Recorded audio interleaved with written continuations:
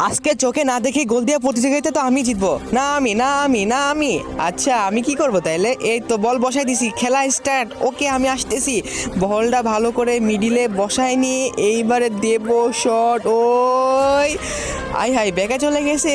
ও এবারে আমি দিই শট। আই হাই আমারটাও তো ব্যাগে চলে গেছে। ও লোল লোল লোল। এইবারে আমার পালা। ওই আই হাই পড়ে গেছি। আরে মোটু পারে না।